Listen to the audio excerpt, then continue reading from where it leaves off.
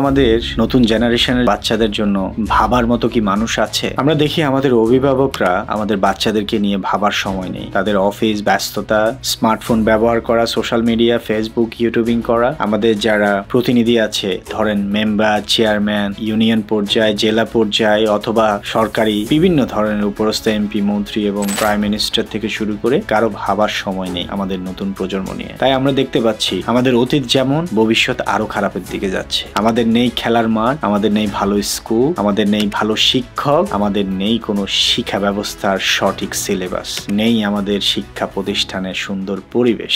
এভাবে কি একটা বাংলাদেশ চলতে পারে? যতদিন পর্যন্ত আমাদের অভিভাবকরা সচেতন হবে না, রাস্তায় দাঁড়াবে না একটা খেলার মাঠের জন্য বাচ্চাদের, যতদিন পর্যন্ত অভিভাবকরা স্মার্টফোন রেখে বাচ্চাদেরকে সময় দিবে না, যতদিন পর্যন্ত আমাদের সরকারি প্রতিনিধিরা ভাববে না এই সুন্দর সুন্দর মাসুম বাচ্চাদের সুন্দর জীবনের জন্য, যতদিন পর্যন্ত সুন্দর একটা সিলেবাস তৈরি করা হবে না, যতদিন পর্যন্ত শিক্ষা প্রতিষ্ঠানের পরিবেশ সুন্দর করা হবে না, যতদিন পর্যন্ত শিক্ষা প্রতিষ্ঠানের জন্য উচ্চ ট্রেনিং প্রাপ্ত শিক্ষক আসবে না, যতদিন পর্যন্ত সুন্দর ক্লিন বাংলাদেশ আমরা পাবো না, ততদিন পর্যন্ত আমাদের বাংলাদেশ থেকে খুন, গুম, হত্যা, অপহরণ, ধর্ষণ, মিথ্যা কথা আমাদের এই দেশ থেকে যাবে না। আসুন আমাদের সরকারি পর্যায়ে যারা আছে একটু ভাবি, সুন্দর সিলেবাস তৈরি করি আমাদের সুন্দর বাচ্চাদের জন্য, তৈরি করি সুন্দর শিক্ষা প্রতিষ্ঠান, তৈরি করি সুন্দর সুশিক্ষিত ট্রেনিং শিক্ষক, পরিষ্কার রাখি আমাদের বাংলাদেশ। তাহলেই একদিন ইউরোপ, আমেরিকার মতো উন্নত দেশের মতো আমরা পাবো